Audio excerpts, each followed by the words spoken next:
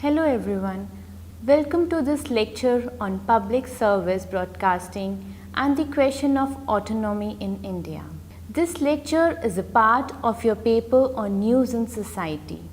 About the module, this module sketches out the historical trajectory of political thinking and practice on the question of autonomy of Doordarshan and All India Radio from the post-independence period to now.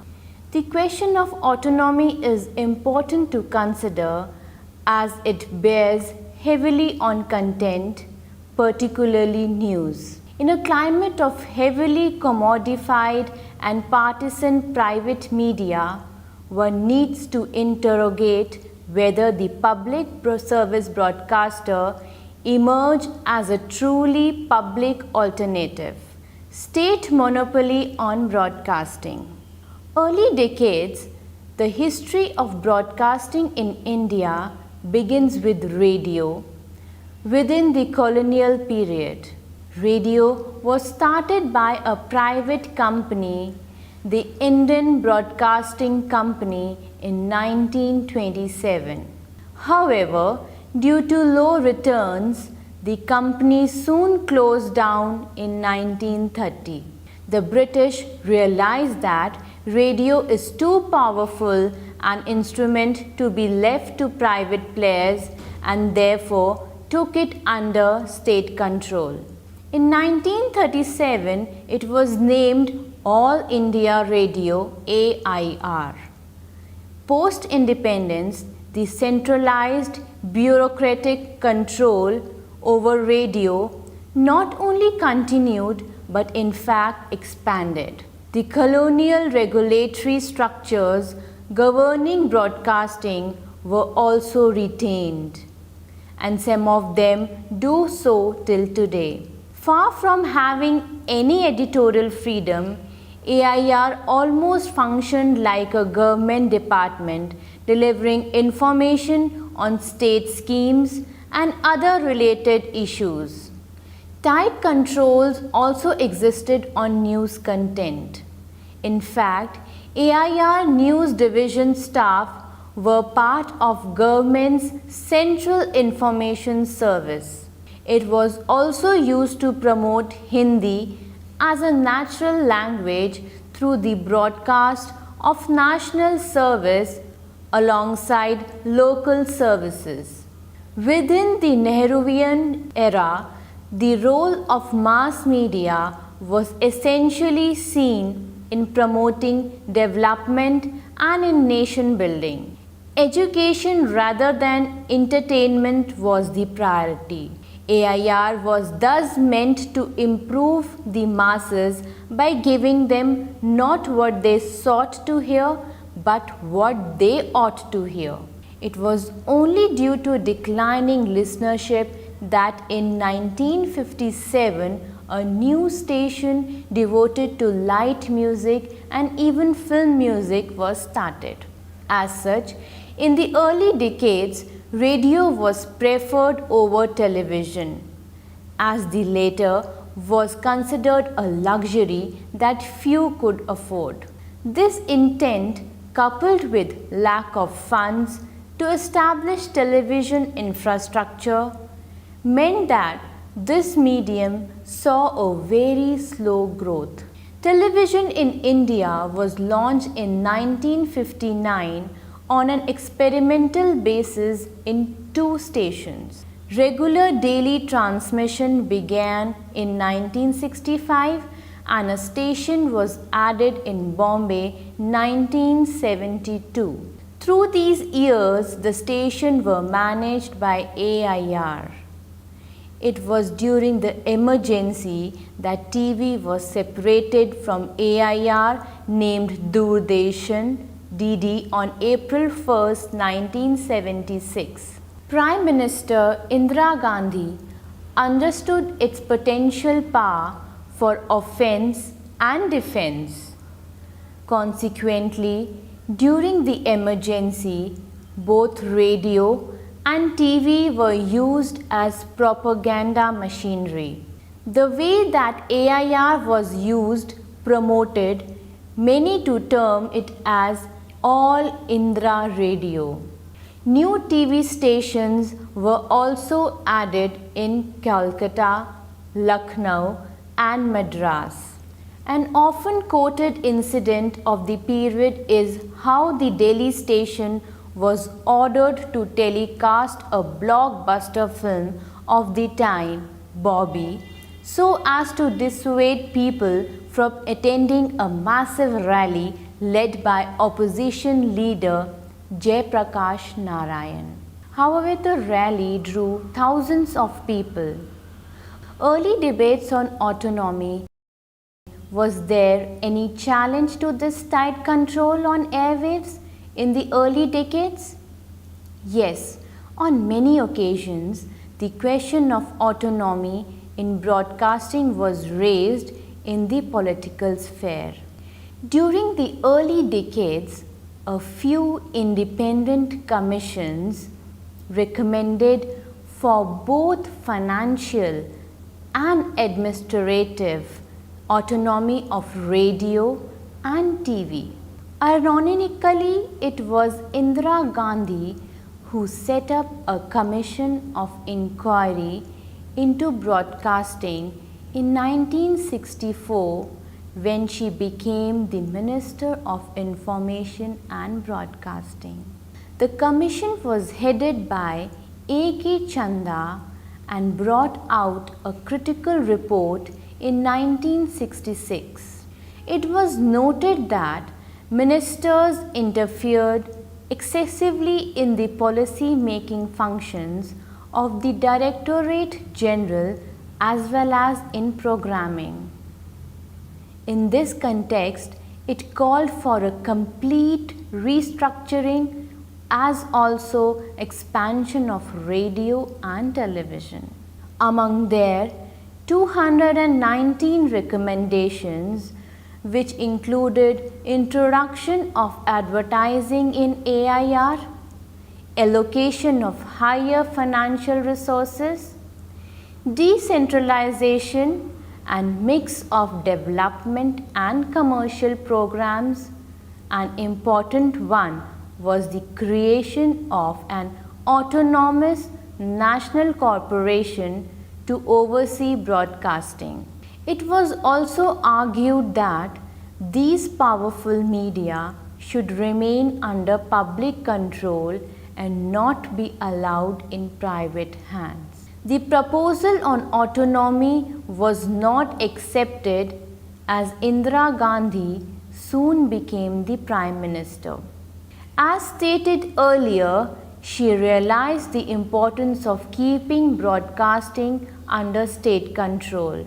In fact, during the emergency period, controls were tightened even on private press. In 1977, when Congress government lost power and the first non-Congress government, the Janata Dal, came in to renew the call for autonomy.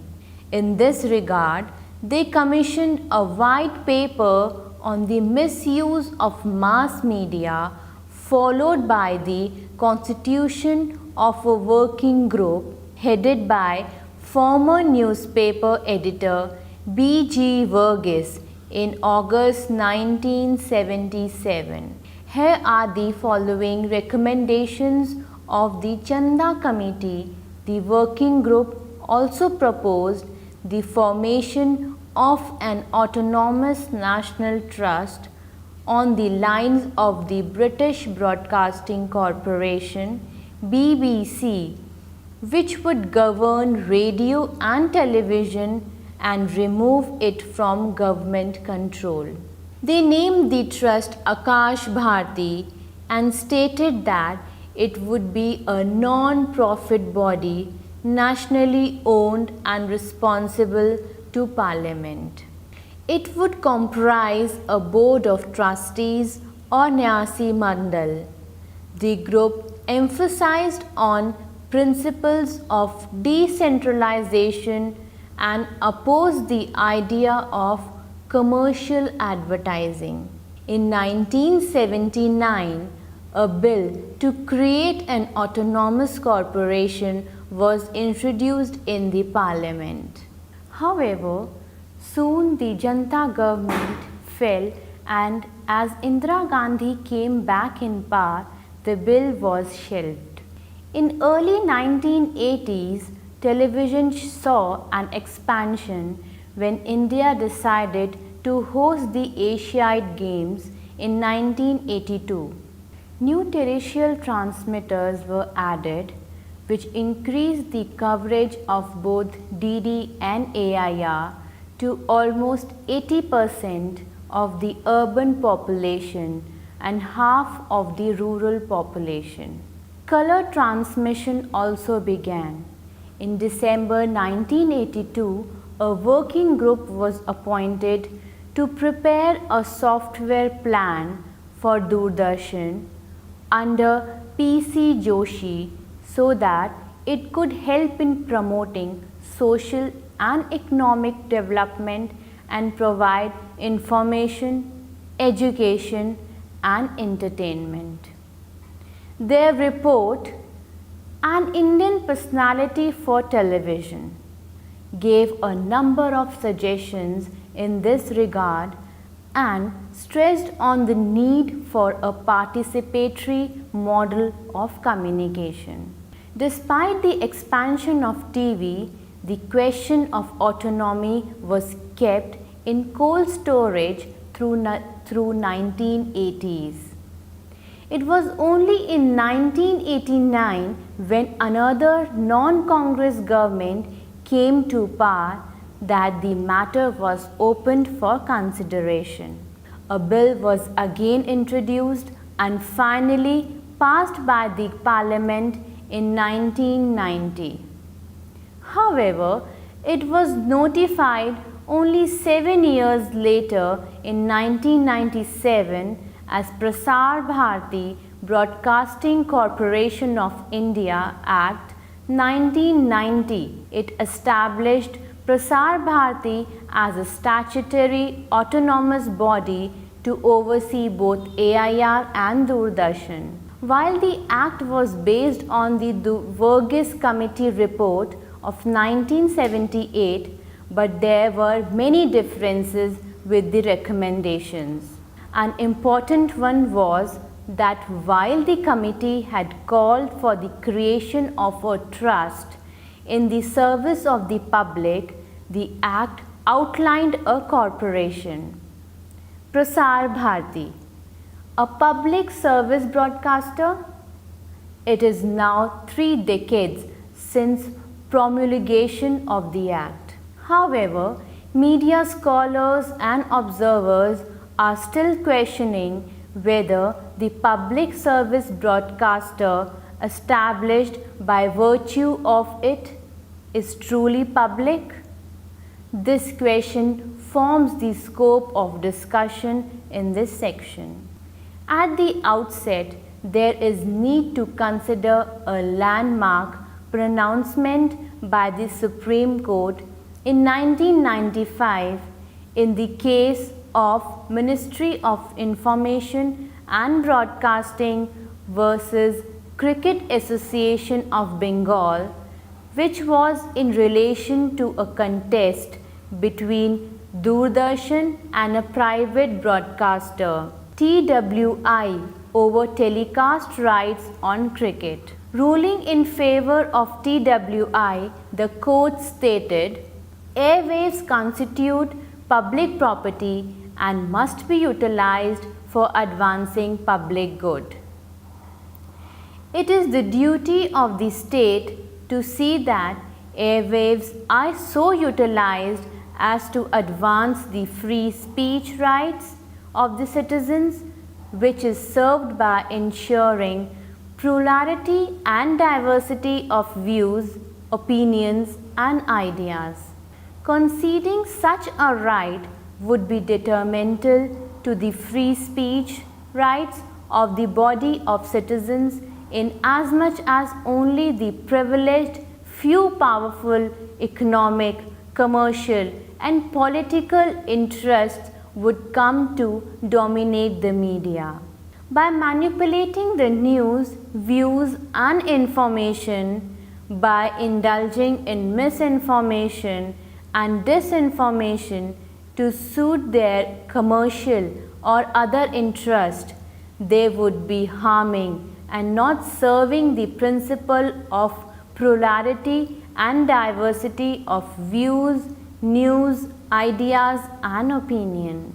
The judgment has mainly been interrupted to have called for an independent authority to regulate all broadcasting activities, including of private players and of Prasar Bharati.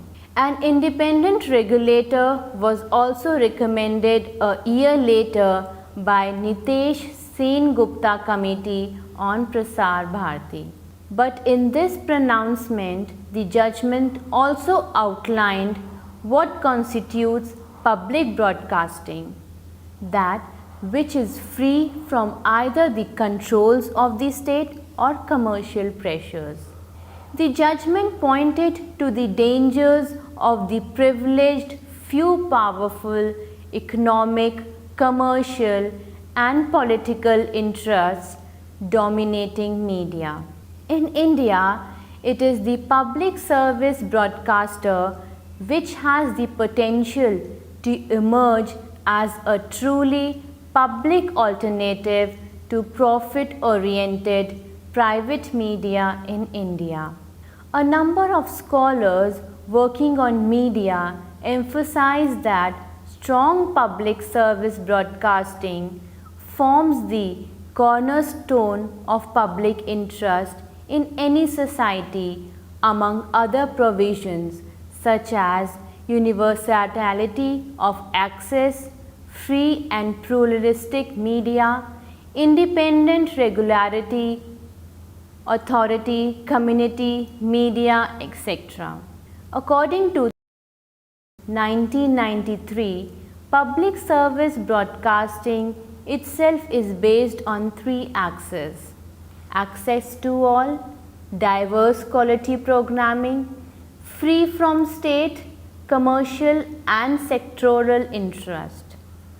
Talking of the Indian context, he stresses that the freeing of broadcasting from state control should not be based on or guided by the dictates of economic liberalization, which is currently being seen as the key determinant to the overall development of India. It would be important that the ethic of public service and responsibility to the community be central to the concerns animating the formation of PSB in India. If, on the other hand, such imperatives are treated as peripheral concerns to the debate on the future of broadcasting in India, the further marginalization of the poor in India will become inevitable. In short, the public service broadcasting has to meet the needs of two Indias if it is to distinguish itself from private and foreign competitors and remain relevant in a crowded multi-channel market. In this backdrop, the answer to whether public service broadcaster Prasar Bharati is truly public can be gauged by reviewing whether it meets the normative conditions of being free of the controls of state, excessive commercial pressures, and whether it serves public interest in its programming. We examine this question here. In principle, the autonomous status of Prasar Bharati has been guaranteed by having only one representative of the Ministry of Information and Broadcasting (MIB) in the 13-member board for its supervision and management. But as scholars note, both existing loopholes in the Act and the actual implementation pose a question mark on its autonomous status. For instance, there is a bifurcation within Section 32 of the Act which mandates that the government shall make the rules and Prasar Bharati shall make the regulations. According to Mrinal Pandey, a former chairperson of the board, the Act was hastily crafted and gave birth to a malnourished creature with a severe bipolar disorder, as a result of which, over the past 17 years, an almost stylistic system has continued to run it from the back seat. As Chapter 4 guarantees that the authority for practically everything from fixing the salaries and allowances and laying down conditions of service, including retirement benefits, for 3 whole-time members of the board, that is, the CEO and the member of personnel and finance, 6 part-time members including the chairman, and all the employees of AIR and DD remains with the ministry. So, there is no transparency in how a chairperson or other board members are selected and how a Prasar Bharati board asked with general supervision, direction and management of the affairs of corporation can have no say in the selection of the 3 top members of the executive, the CEO and the member personnel and finance. What has been commonly observed is that all political parties talk of guaranteeing genuine autonomy to the corporation when in opposition, but gladly muddle with its affairs when in power. P.G. Verghese, and also former director of the Prasar Bharati, says PSB never enjoyed autonomy with accountability to the people of India through Parliament as statutorily provided. The government has kept it on a tight leash, controlling personnel and finance. The PB board, the custodian of its autonomy, was reduced to a little more than a signboard, without a chairman or a full complement of members. The administrative autonomy is in many ways linked to financial autonomy.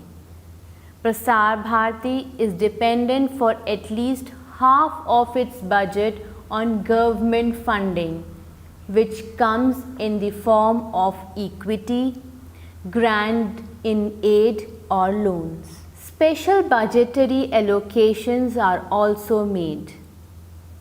This dependence makes it vulnerable to political interference in management, as also as we shall see later in matter of news content. In 1999, a review committee was appointed by the Bharatiya Janata Party BJP led National Democratic Alliance NDA government.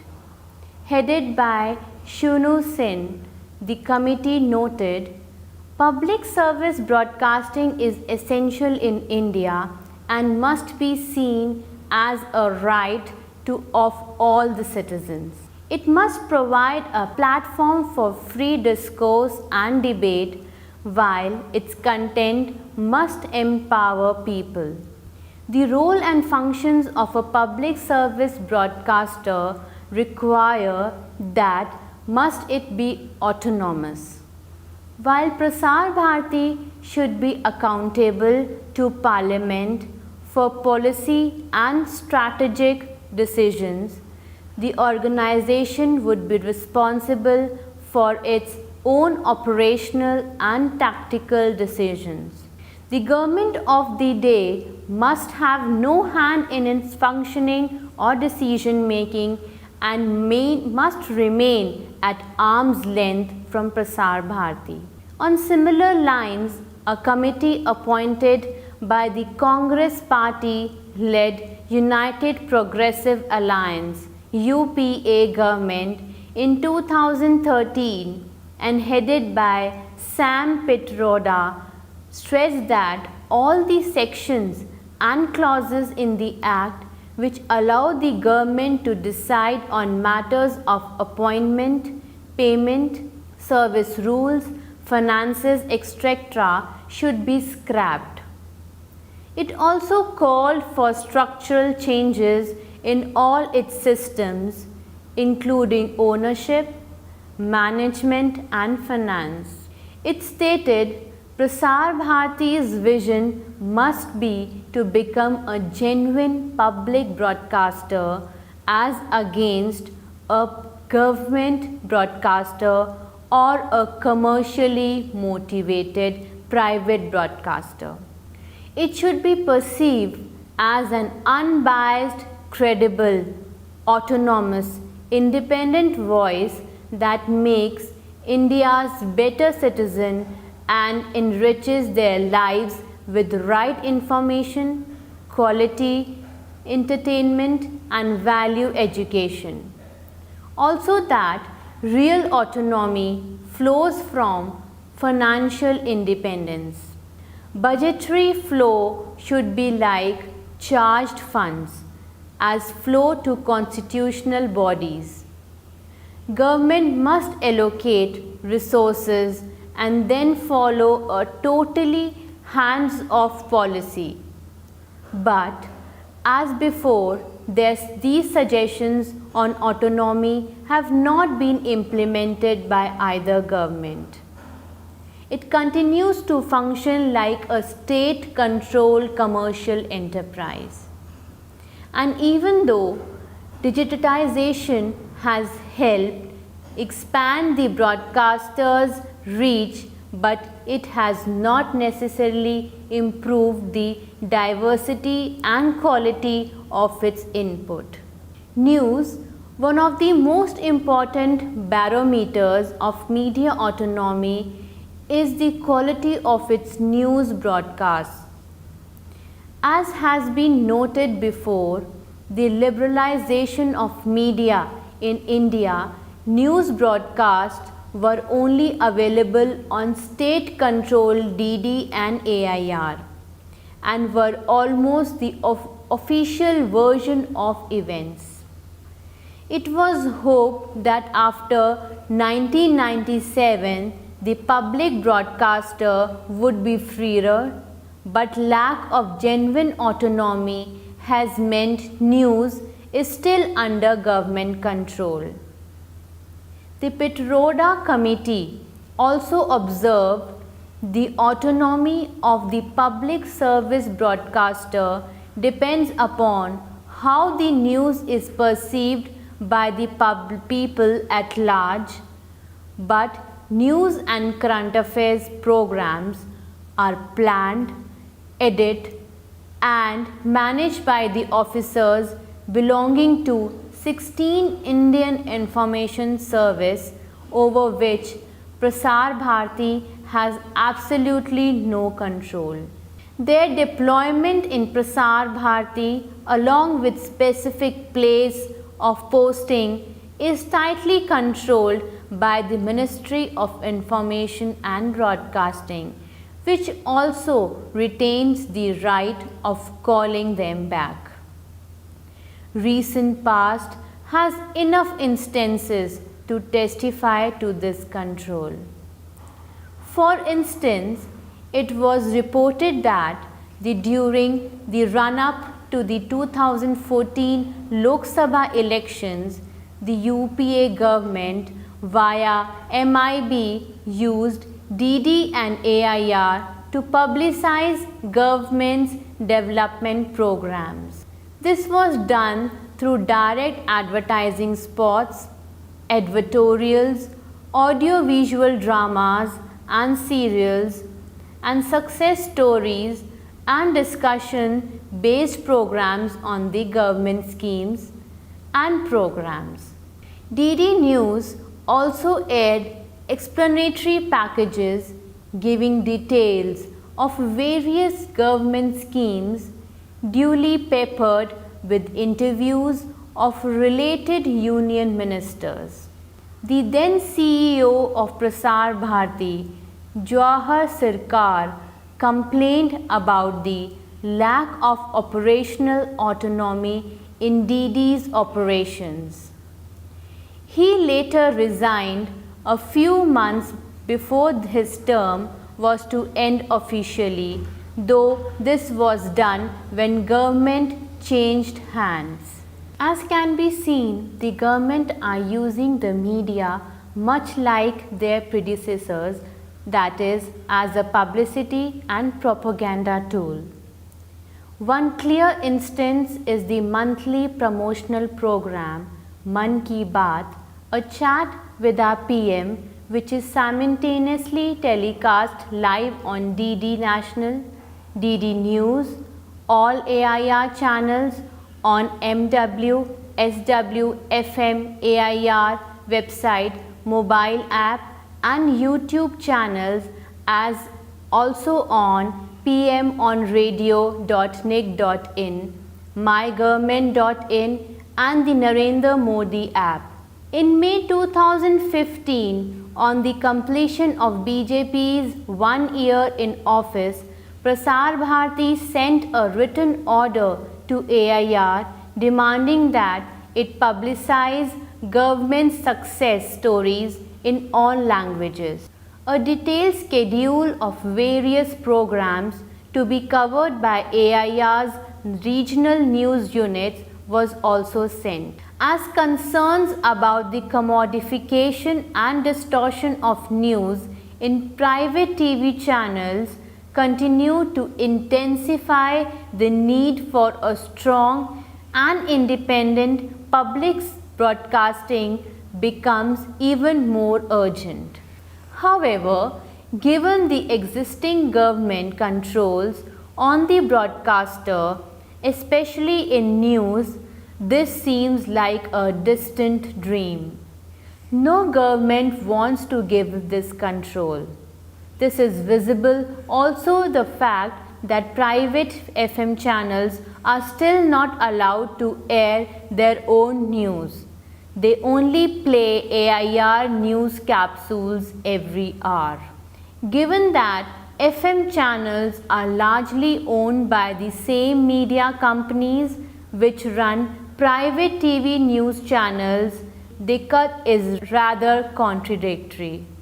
But as Sinha 1996 and McDowell 1997 argue, the opening up of television in 1990s was a necessity, as it was a barometer and showcase of state commitment, neoliberal economic reforms. But in whichever realms possible, leash will be tightened. In the FM case, the government fears that given the wide reach, it would not be able to monitor and control news broadcasts, especially in remote areas. This order has been challenged many times. In response to a petition on this matter, the Supreme Court recently stated that the orders which prohibit private FM radio stations and community radio stations from broadcasting their own news and current affairs program are clearly violative of fundamental rights of speech and expression as guaranteed under Article 19(1) of the Constitution. But as has been seen, freedom is perhaps the last thing that government want in the media. Summary. One of the most important conditions of free press in any democratic setup is absence of state control. When India gained independence, freedom of speech, from which freedom of press derives its sanctity, was enshrined in the constitution of a democratic India. However, a contradiction emerged in practice. While print media enjoyed unfettered growth, radio and television were kept strictly under the monopoly of the state. While the opening up of the media in the early 1990s, private television and radio channels flourished, but Doordarshan and AIR continued to be within state control. The various attempts to guarantee autonomy to these media delivered only in 1997 with the promulgation of the Prasar Bharati Act. However, as the module discussed, political control of the board continues, bringing into question its autonomous status. Political control especially exists in news on both DD and AIR. They continue to exist as publicity media for which regime is in power, squashing any hopes of them emerging as truly public alternative to profit-driven private players. I hope you enjoyed the lecture. For more details, please read the module carefully and attempt the question at the end. Thank you.